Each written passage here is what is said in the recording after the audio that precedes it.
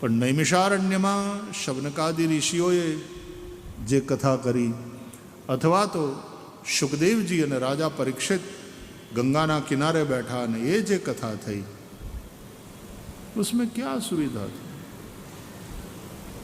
ન વિડીયો, ન માઇક, ન પપુડીવાળા, આ બધા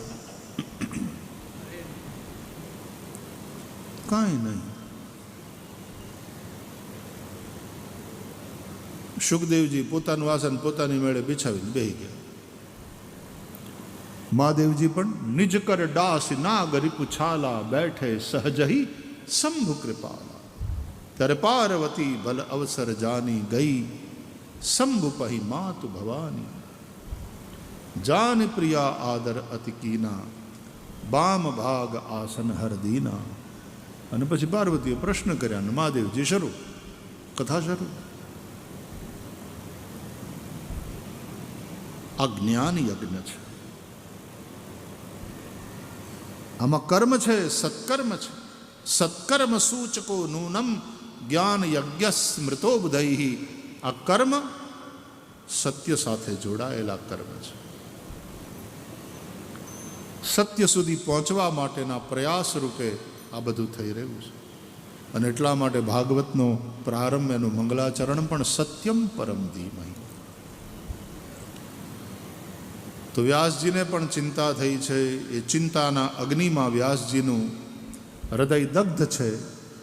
અને પછી નારદજી આવ્યા અને વ્યાસજીએ ચિંતા પોતાની પ્રગટ કરી. અને નારદજીએ કહ્યું, તમે ભાગવતની રચના કરો.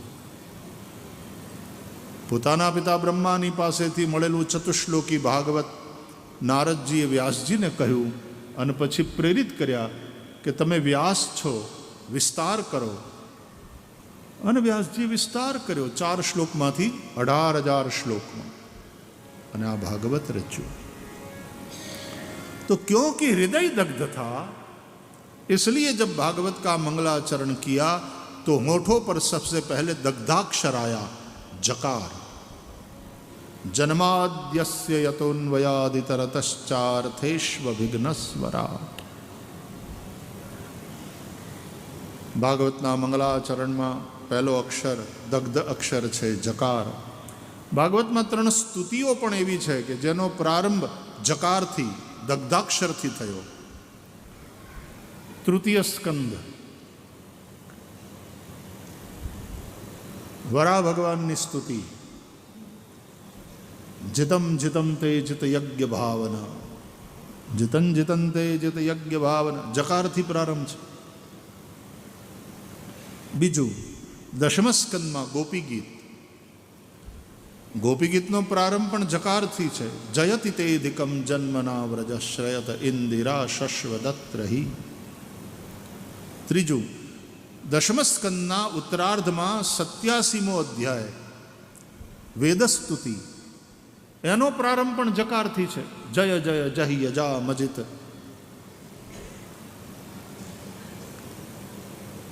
વરા ભગવાનની સ્તુતિ એ કર્મ માર્ગીઓએ કરેલી સ્તુતિ છે, કારણ કે વરા ભગવાન યજ્ઞનું સ્વરૂપ છે અને યજ્ઞનો સંબંધ કર્મ સાથે છે. યજ્ઞ કર્મ સમુદ્ભવ. યજ્ઞ કર્મથી થાય, પણ કર્મ એ બ્રહ્મોદ્ભવ. બ્રહ્મનો અર્થ થાય છે અહીંયા વેદ. એટલે વેદોએ કહેલું કર્મ કરવાનું યજ્ઞ ભાવથી. વેદ વિરુદ્ધ કર્મ એ યજ્ઞ ન હોઈ શકે. કર્મ બ્રહ્મોદ્ભવમ વિદ્ધિ, બ્રહ્માક્ષર સમુદ્ભવ.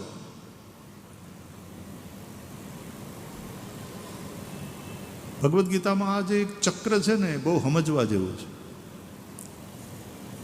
સ્વાધ્યાય કરવા બેસીએ ત્યારે દરેક વખતે નવા નવા નવા અર્થો ઉઘડે. જેમ ફૂલ ખીલે ને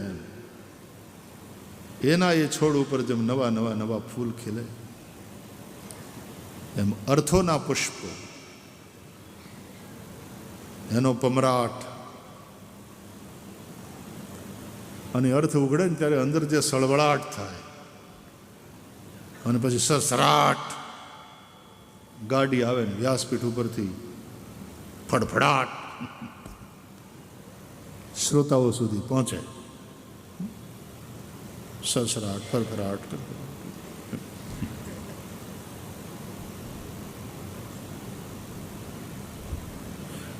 કાઠિયાવાડી ભાષામાં કીધું હડેડાટ. આવો આપણો તળપદી શબ્દ. સરસરાટ, હડેડાટ.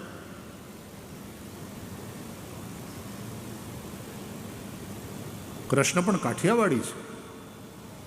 હા, વૃંદાવનવાળાને એના પોતાના લાગે બરાબર છે, અને ત્યાંના કૃષ્ણ એ તો એની મધુર લીલાને, વૃંદાવનમાં તો વાત્સલ્ય, શ્રૃંગાર અને સખ્ય એ 3 ભાવ મુખ્ય है. દાસ્ય અને શાંત અહીંયા દ્વારકાધીશ પ્રભુ સાથે જોડાયેલા ભાવ છે. ભક્તિમાં 5 ભાવ મુખ્ય છે.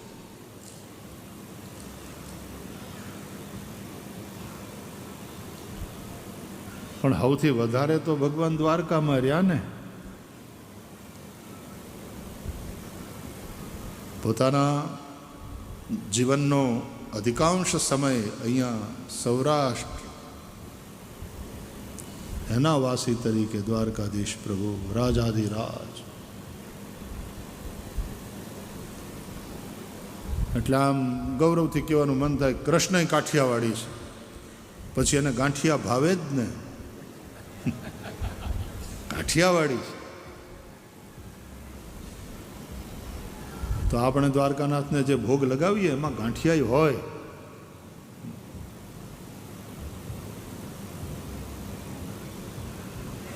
કાઠિયાવાડી કૃષ્ણ.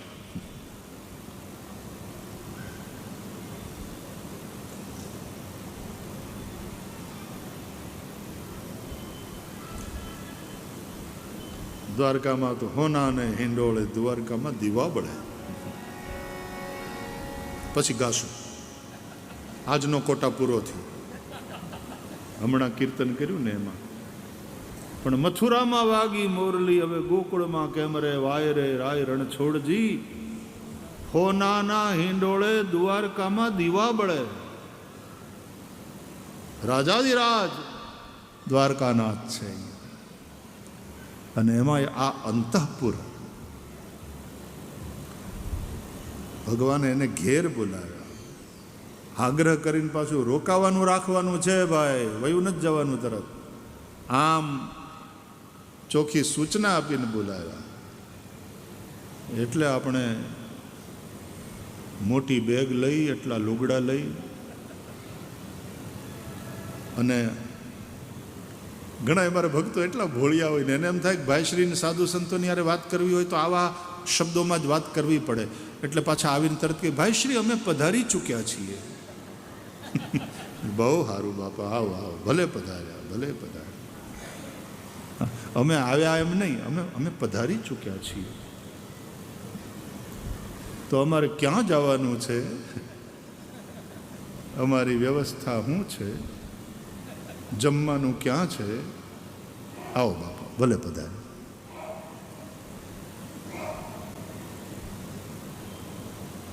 જન્માદ્યસ્ય યતઃ. આ બ્રહ્મસૂત્રનું બીજું સૂત્ર છે, જન્માદ્યસ્ય યતઃ. એનાથી ભાગવતનો પ્રારંભ કર્યો વ્યાસ ભગવાને. જન્મ આદિ અસ્ય જગતઃ યતઃ, જેનાથી થાય છે.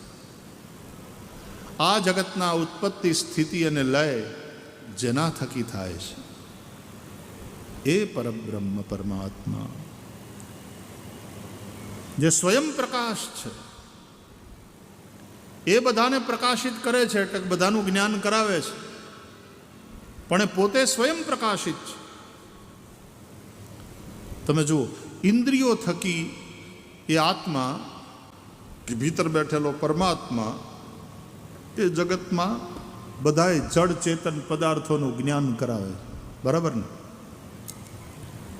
આંખથી રૂપનું જ્ઞાન થાય કે આ રહ્યું ફૂલ. રંગ કેવો હતો કે આને નામ આપ્યું લાલ. ઇંગ્લિશવાળા એને રેડ કહે છે, બીજી ભાષામાં ક્યાંક બીજું કહેવાતું હશે. મારી આંખે આ ફૂલને જોયું, આ પદાર્થને પુષ્પ એવું નામ આપવામાં આવ્યું, આ પુષ્પને ગુલાબ એવું નામ આપવામાં આવ્યું, અને એ ગુલાબની એક ટિપિકલ સ્મેલ છે. એટલે આંખ બંધ કરું અને મારા નાક પાસે કોઈ લઈ આવે કે આ શું છે, આ કયું ફૂલ છે, તો મારા નાકથી પણ મને જ્ઞાન થાય તો કહી દઉં ગુલાબ. એક ટિપિકલ સ્મેલ આની સાથે જોડાયેલી છે. તો પહેલાં એ પૂછ્યું, એ મારા કાનથી મેં સાંભળ્યું, મારી આંખે જોયું, મારા નાકે સૂંઘ્યું. આની પાંખડી તોડીને હું જીભ ઉપર નાખું અને એને ચાવું તો મારી જીભને પણ એનો એક સ્વાદ આવે. કેવો ટેસ્ટ છે? ગળ્યો, ખારો, ખાટો? તો કે નહીં, એમાંનું કંઈ નહીં. કડવો? નહીં. તુરો? કે હા, નજીક નજીક.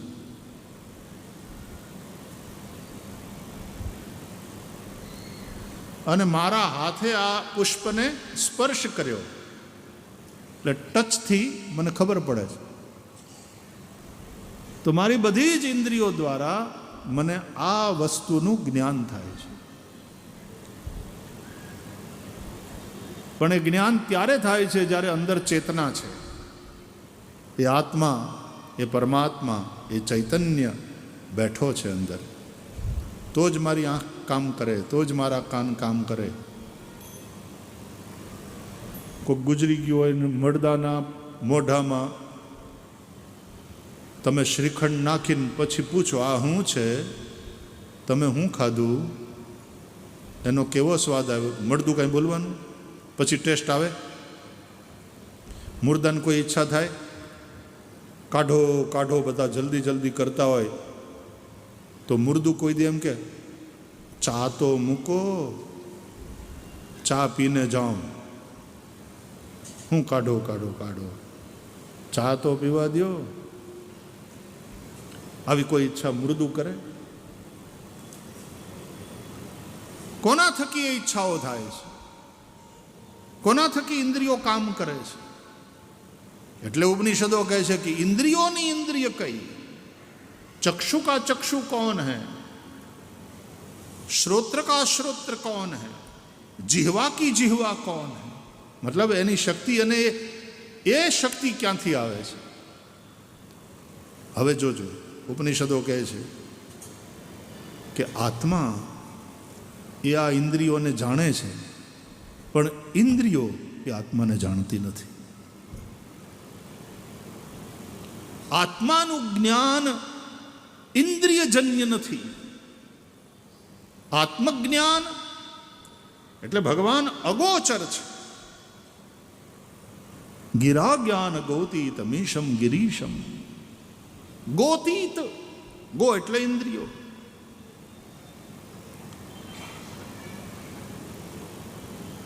તો મારો આત્મા બધી ઇન્દ્રિયોને જાણે છે કે આ મારી આંખ છે, મને આંખથી આ દેખાયું કે હા મેં કોણ ભાઈ બેઠા છે.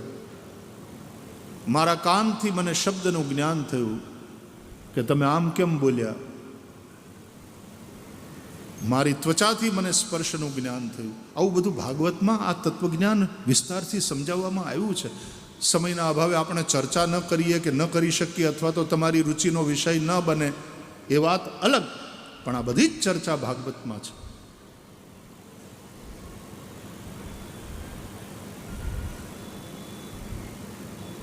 આત્મા થકી આ બધી ઇન્દ્રિયો કામ કરે છે. અન્યાંશ્ચ હસ્તચરણ શ્રવણત્વગાદીન પ્રાણાન નમો ભગવતે પુરુષાય તુભ્યમ. એટલા માટે ભાગવતમાં ધ્રુવ સ્તુતિમાં ધ્રુવજીએ પ્રથમ શ્લોકમાં જ આ વાત કહી.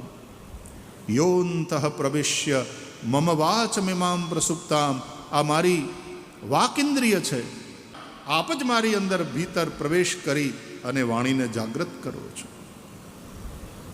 આપના થકી જ કોઈ બોલે છે. મુકમ કરોતી વાચાલમ પંગુમ લંઘયતે ગિરિમ યત કૃપા તમહમ વંદે પરમાનંદ માધવમ.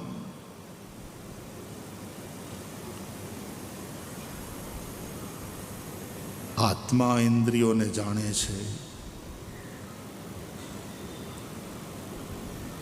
પણ ઇન્દ્રિયો આત્માને જાણતી નથી.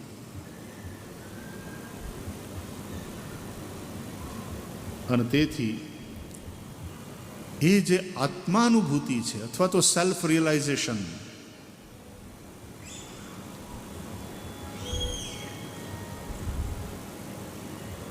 એ ઇન્દ્રિયોથી ન થાય.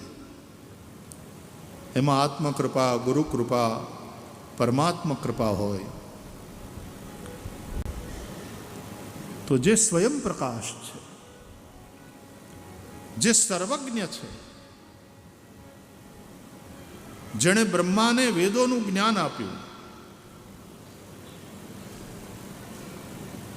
બ્રહ્માએ સૂઈ જાય.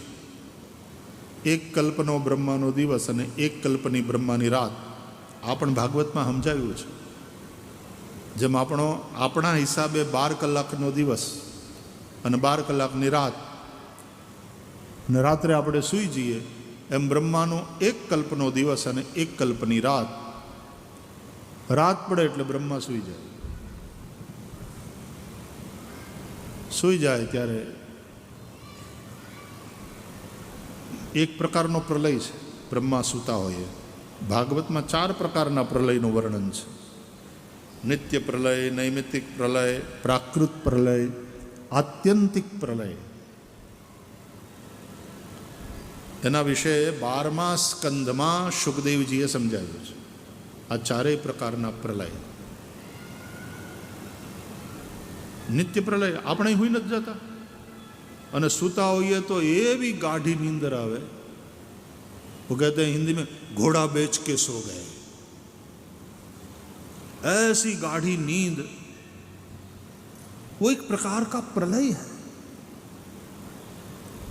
डूब गई दुनिया, कुछ भी याद नहीं, कोई ज्ञान, घोर अज्ञान. हम कौन है, हम कहां हैं, हम क्यों हैं, कुछ भी याद नहीं. बुद्धि के देव ब्रह्मा सो गए. વચ્ચે મન જાગે ને ત્યારે સપના આવે. ઇન્દ્રિયો બધી સૂઈ ગઈ હોય પણ મન જાગતું હોય તો સપના, અને મન પણ સૂઈ જાય તો નિદ્રા. આ મન ને બુદ્ધિ ને ચિત્ત ને અહંકાર, આમ તો એક જ વસ્તુના 4 નામ છે. અંતઃકરણ સોફ્ટવેર, બહિકરણ આ શરીરના બધી ઇન્દ્રિયો એ હાર્ડવેર. કમ્પ્યુટર તો એ રીતે કામ કરે ને, હાર્ડવેર પણ હોય ને સોફ્ટવેર પણ હોય. તો અંતઃકરણ એ સોફ્ટવેર છે. એક જ તત્વના આ 4 નામ છે: મન, બુદ્ધિ, ચિત્ત અને અહંકાર. મન સંકલ્પ વિકલ્પાત્મક છે અને એનો સંબંધ ઇમોશન્સ સાથે છે. We are not only this physical gross body, we are much more than that. We have our emotions. સંકલ્પ વિકલ્પ થાય છે. Thinking process.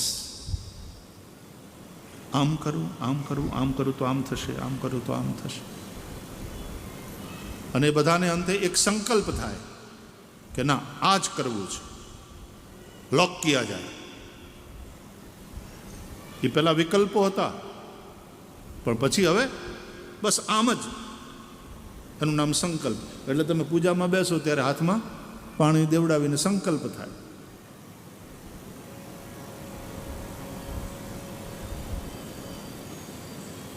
બુદ્ધિ, એની પાસે તર્ક છે, લોજિક છે, નિર્ણય કરનારી વાત છે. એ અંતઃકરણની એ લોજિકલ જે શક્તિ છે અને નિર્ણય કરવાની ડિસિઝન મેકિંગ પાવર, એ બુદ્ધિનું કામ છે, બુદ્ધિની ભૂમિકા છે. મનના દેવ ચંદ્રમા છે ને બુદ્ધિના દેવ બ્રહ્મા.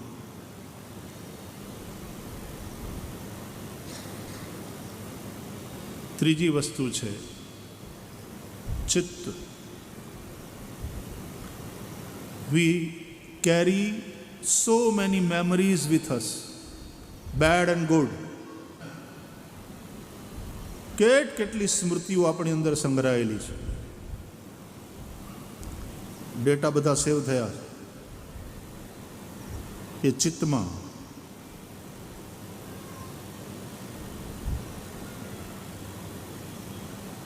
એ કેટલા જીબી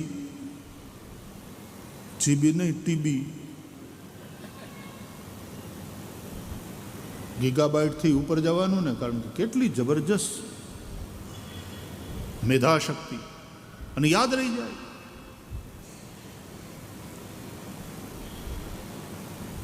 સારી અને ખરાબ બધી જ સ્મૃતિઓ એ ચિત્તમાં સંગ્રહાયેલી પડી છે, બધું રેકોર્ડ થયું છે.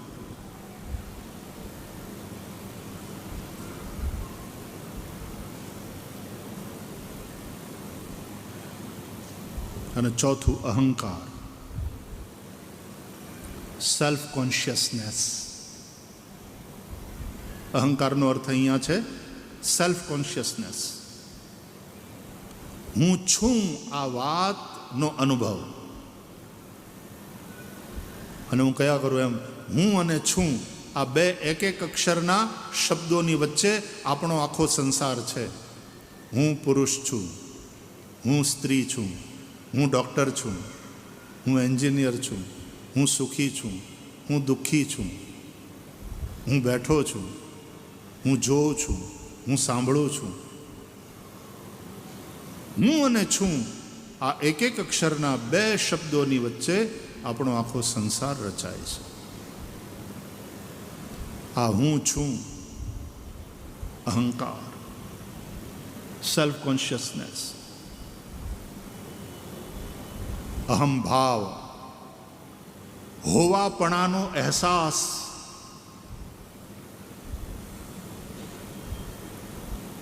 મન, બુદ્ધિ, ચિત્ત અને અહંકાર. મનના દેવ ચંદ્રમા, બુદ્ધિના દેવ બ્રહ્મા, ચિત્તના નારાયણ અને અહંકારના દેવ શિવ. અહંકાર શિવ બુદ્ધિ અજ मन शशि चित्त महान मनुज रूप सचराचर रूप राम भगवान. तुलसीदास जी कहते हैं.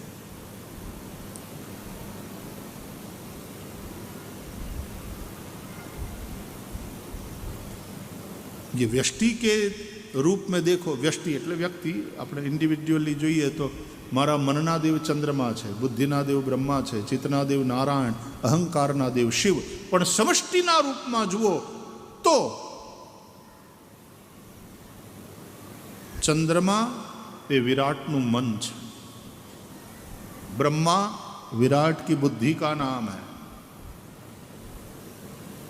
शिव विराट का अहंकार है.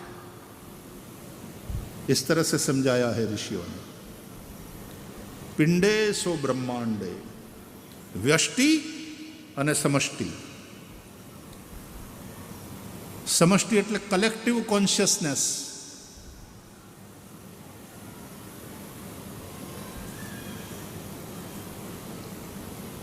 ભારતીય તત્વજ્ઞાન, સનાતન ધર્મનું વૈદિક ચિંતન સંપૂર્ણ છે અને અદ્ભુત છે. And that is why we are proud to be a Hindu. ધન્ય છીએ આપણે કે ભારતમાં આપણો જન્મ થયો છે. આપણે ભારતીય છીએ. આપણે સનાતન હિન્દુ ધર્માવલંબી છીએ. બોલીએ સનાતન વૈદિક ધર્મ કી, સનાતન વૈદિક ધર્મ કી.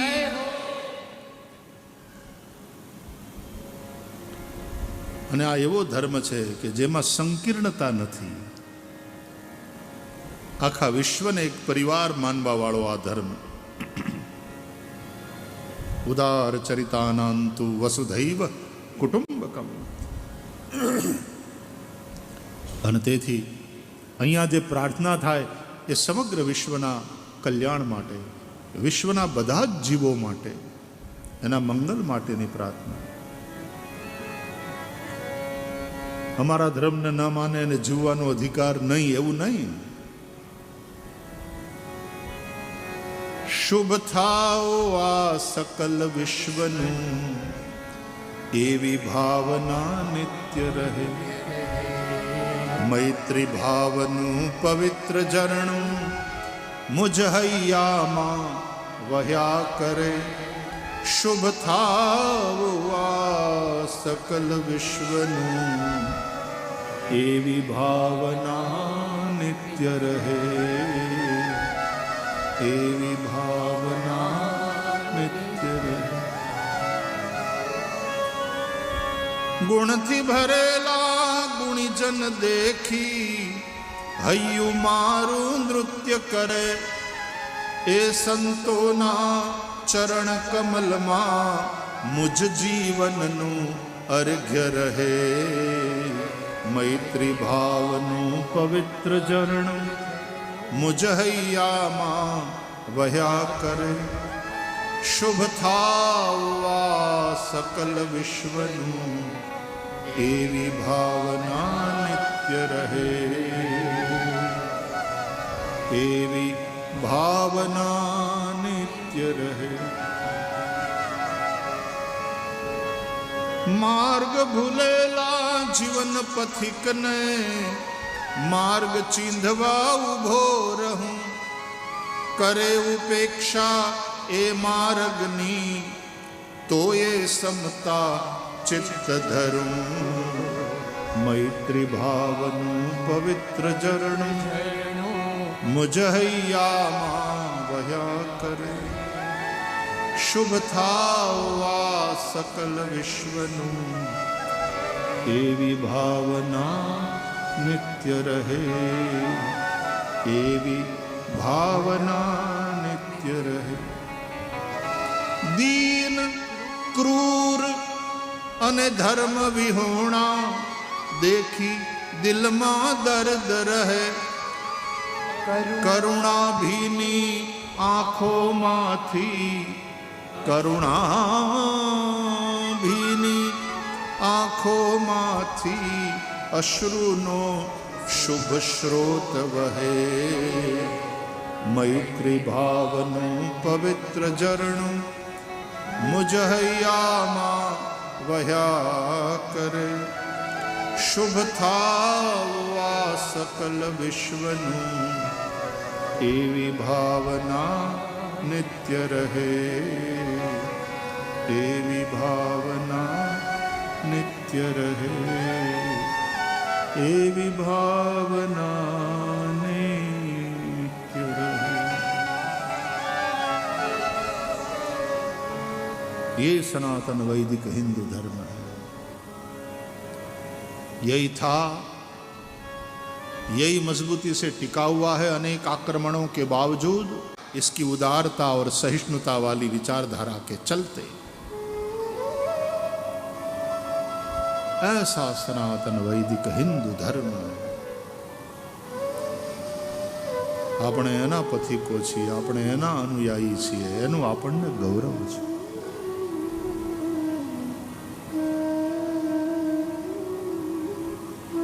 જન્માદ્યસ્ય યતોન્વયાદિતરતશ્ચાર્થેષ્વવિઘ્નસ્વરાટ તેને બ્રહ્મહૃદાય આદિકવયે. આ બ્રહ્માને ભગવાને જ્ઞાન આપ્યું. રાત બ્રહ્માની પૂરી થાય ને સવારે જાગીએ એટલે બધું યાદ આવી જાય. હું કોણ છું, હું ક્યાં છું, હું લેવા છું.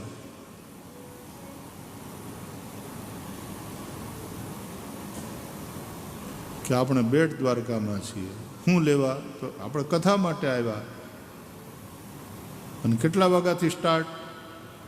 તો 9:30 એટલે તરત કામે લાગી જઈએ. ચાલો પહેલાં આ કરવાનું, ઉઠવાનું, દૈનંદિન નિત્યકર્મ, આ તે, આટલા વાગે નાસ્તો, આટલા વાગે પૂજામાં હાજર થવાનું છે.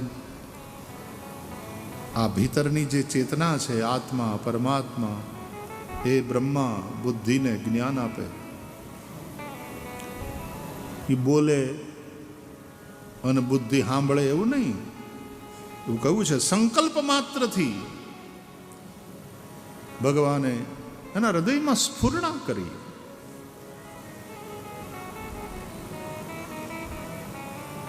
तुम लेट तो सकते हो बिस्तर पर, सो नहीं सकते. सुलाता कोई और है. નહીં તો માણસ પડખા ઘસ્યા જ કરે છે ને ઊંઘવાની દવા લીધા પછી ઊંઘ નથી આવતી. सुलाता कोई और है. तुम सुबह बिस्तर से उठते हो लेकिन जगाता कोई और है.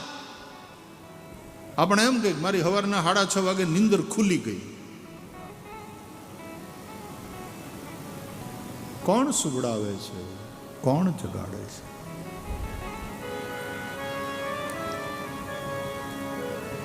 પેલી ચેતના અંદર જે પરમાત્મા બેઠો છે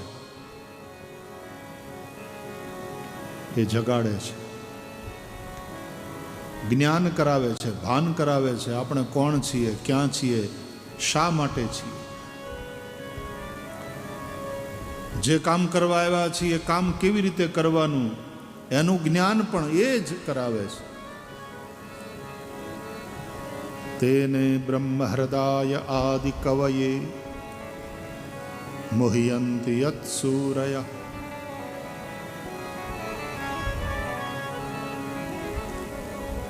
આ એક જ શ્લોક ઉપર 100 કરતાં વધારે વ્યાખ્યાઓ આચાર્યોએ કરી છે.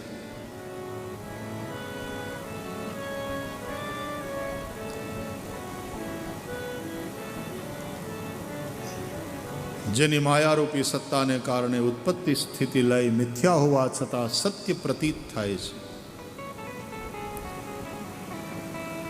દરિયામાં મોજું જન્મ્યું, પછી મોજું જીવ્યું અને કિનારે આવ્યું એટલે મરી ગયું એવું કહેવાય.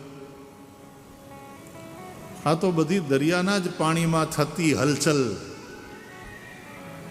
એને કારણે આ મોજા અને કોઈક મોજું એ તો પાછું સુનામી બને, કેટલો બધો વિનાશ કરે. પણ છે તો બધી પાણીમાં જ હલચલ ને, દરિયાના પાણીમાં જ બધા ખેલ છે. એમ ચૈતન્યના મહાસાગરમાં આ બધા ખેલ થયા કરે છે. ઉત્પત્તિ સ્થિતિ લય. પણ મોજાના રૂપમાં પાણી જન્મ્યું, મોજાના રૂપમાં એ જન્મ્યું ને પછી મોજાના રૂપમાં જીવ્યું ને હાલ્યું ને કિનારા તરફ દોડ્યું ને કિનારે પછી ભટકાઈને ગુજરી ગયું એવું થોડું કહેવાય. એમાં ઉત્પત્તિ સ્થિતિ લય આ બધી જે હલચલ છે ચૈતન્યના મહાસાગરમાં એ હકીકતમાં તો મિથ્યા છે, છતાં જેની માયાને કારણે સત્ય પ્રતીત થાય છે. પોતાના તેજ દ્વારા, પોતાના પ્રકાશ દ્વારા, પોતાના જ્ઞાન દ્વારા માયાના આ કપટને જે દૂર કરે છે. સ્વેન ધામના નિરસ્ત કુહકમ.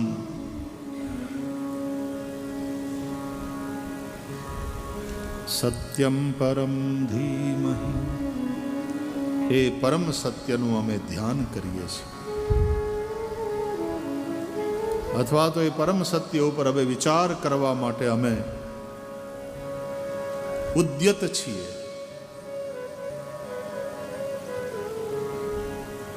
આ ભાગવતની યાત્રા એટલે પરમ સત્ય ઉપર વિચાર, એ પરમ સત્ય ઉપર કંઈક ચિંતન કરવું છે, એના ઉપર વિચાર કરવો. આ 7 દિવસ એટલે વ્યાસ ભગવાન સત્યમ પરમ ધીમહિથી ભાગવતની યાત્રાનો પ્રારંભ કરે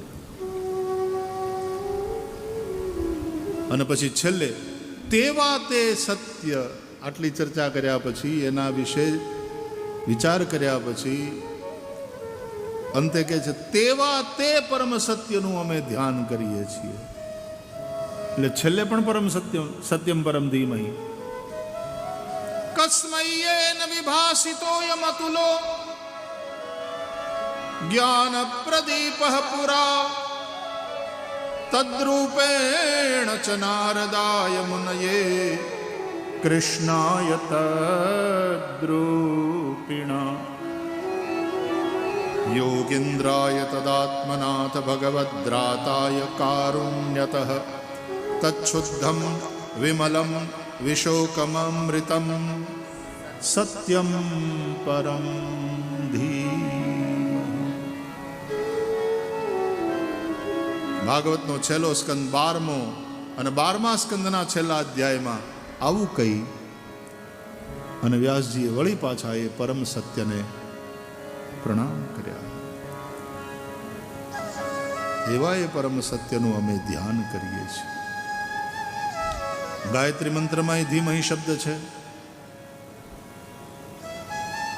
ભર્ગો દેવસ્ય ધીમહિ. આ ધીમહિ શબ્દનો તો મહિમા એવો છે કે જે મંત્રમાં આ શબ્દ આવ્યો એને ગાયત્રી કહે છે. દરેક દેવથી સંબંધિત ગાયત્રી, વિષ્ણુ ગાયત્રી, ગણેશ ગાયત્રી, શિવ ગાયત્રી,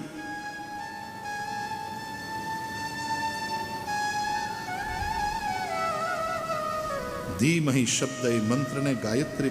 ભાગવતમાં તે વાસુદેવ ગાયત્રી છે.